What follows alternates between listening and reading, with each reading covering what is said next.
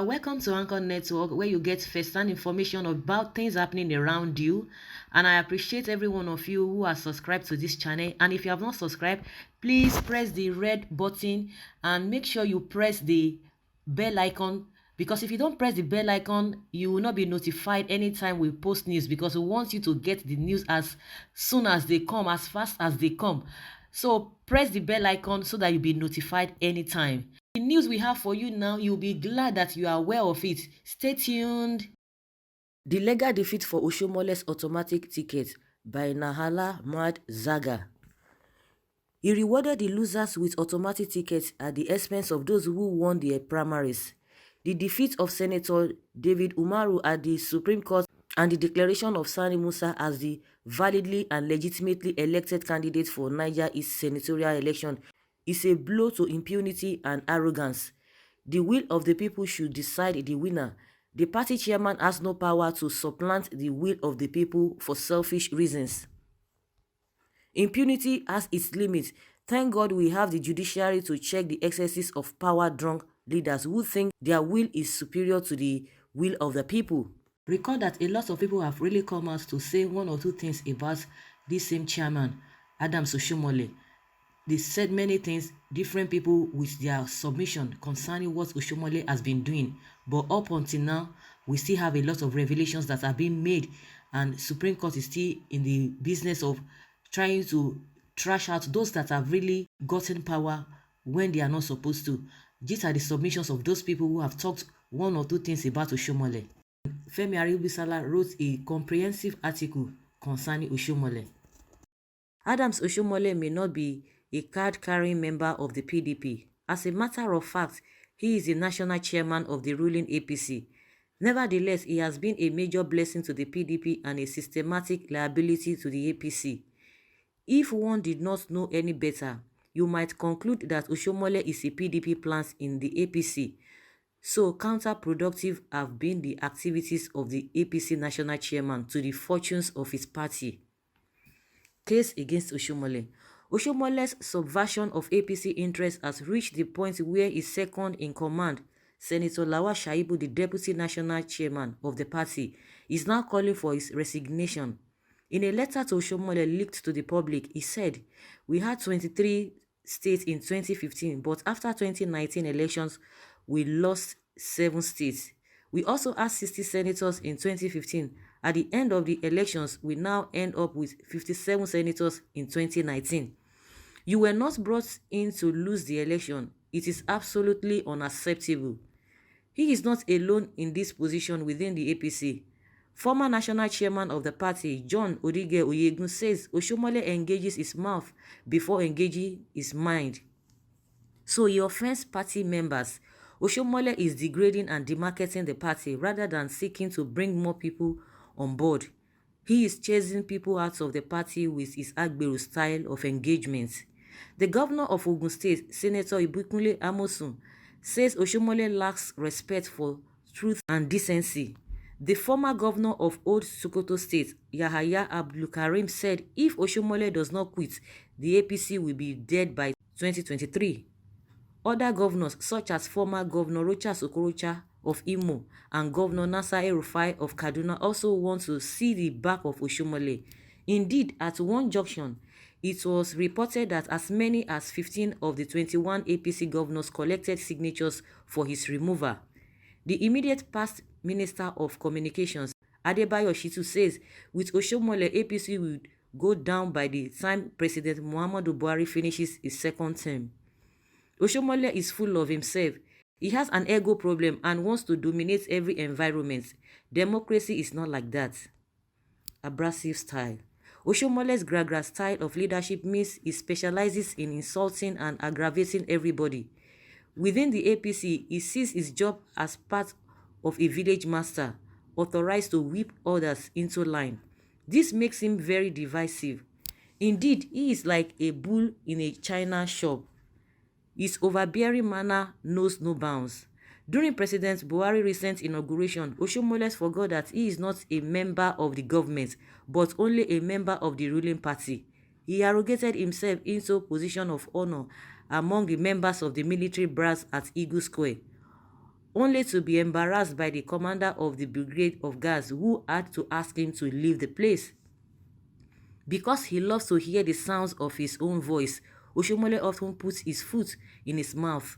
He even once dissed the president, Buhari, the very person who handpicked him to be chairman of APC. He said, "If the president condones disrespect for his office, I will not condone disrespect for the party." In effect, PDP does not need to berate the president of being weak. The national chairman of his party already does. He threatened to suspend Chris Ngige, the Minister of Labour and Productivity, from the party if he failed to constitute and inaugurate board members for federal agencies and parastatals under his ministry. Said Oshiomhole, "When we expel the minister, we will prevail on the president that he can't keep in his cabinet people who have neither respect for his own decisions nor have respect for the party, without which they would not have been ministers." It appears Oshiomhole can even dictate to the president who should be in his cabinet. Offshore rigging. Nowhere else did Oshiomhole do as much damage to the APC as in his handling of the party's presidential primaries. In insight, it became abundantly clear that he was in over his head. He was just not up to the job. Ask Oyegun. How would you not have crisis in the states with the confusion that Oshiomhole created when he gave the states freedom to choose their methods of choosing candidates for elections? Ondo State Governor Rotimi Akeredolu said the APC primaries exposed Oshiomhole's incompetence. He described the primaries as political charade with a shocking proclivity towards banditry and impunity. The outcome was chaos. In some states, party bigwigs sitting in Abuja tried to write the results of elections that did not take place. This was the case in Ogun. In some places like Kano, fictitious direct elections were said to have been conducted where President Buhari was awarded an incredible 2.9 million votes. You may well ask, who counted those votes and where did the people line up? In others, indirect votes took place, conducted by carefully selected electors charged with working to the answers. To run for APC gubernatorial candidates, Oshiomhole said the expression of interest form would cost 22.5 million naira. This money was then collected from contestants even where no election took place. Patutomi paid 22 million naira to contest for APC nomination as candidate for governor in Delta State. APC collected his money but held no primary. The selection was over before he even got to the polls, said Utomi. While I was still looking for the venue of the APC gubernatorial primaries, a friend called to tell me that the election had been concluded and a winner has emerged. APC is a fraudulent and occultic. In short, Utomi was robbed of 22 million naira in broad daylight. In this manner, Oshiomhole devised a system to rob APC candidates of their money all over Nigeria. Even the president's wife, Aisha Buhari, God bless her, was constrained to insist this was out of order. It is disheartening to note that some aspirants used their hard-earned money to purchase nomination forms, got screened, cleared and campaigned vigorously, yet found their names omitted on election day. These forms were bought at exorbitant prices.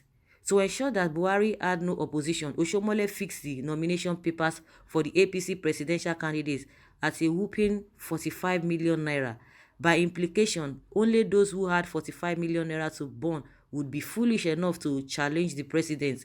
The president himself, who claimed he has less than 30 million naira in his bank account in 2015, easily got investors to put up the money for him.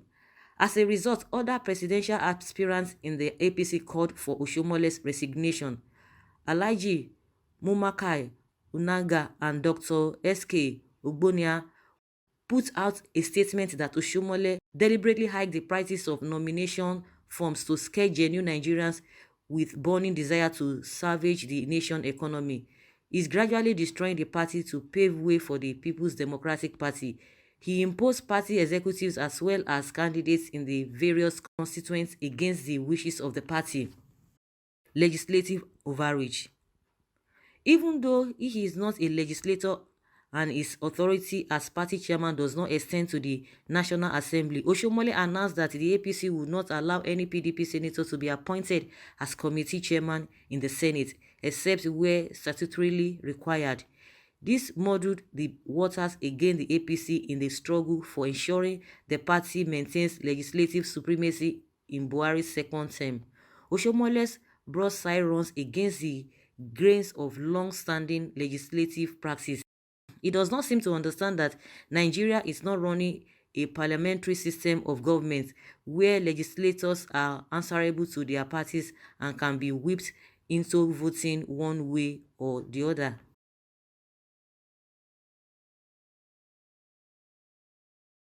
When things are not really right from the top, it calls for worries and it calls for questioning the integrity of this party and people holding leadership position in that party. So guys, I would like you guys to deliberate on this new person that have been sacked by the Supreme Court. Oshiomhole gave an automatic ticket.